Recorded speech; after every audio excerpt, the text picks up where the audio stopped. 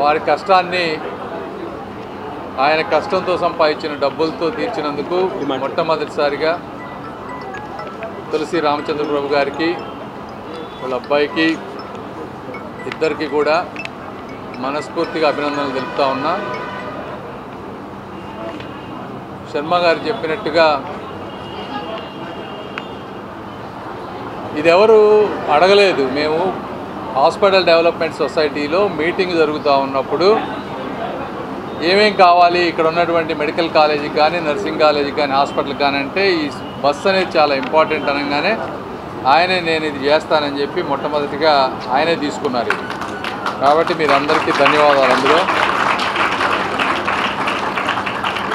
55 మంది పడతారు ఇందులో. ఈ బస్సులో దాదాపు 33 లక్షలు.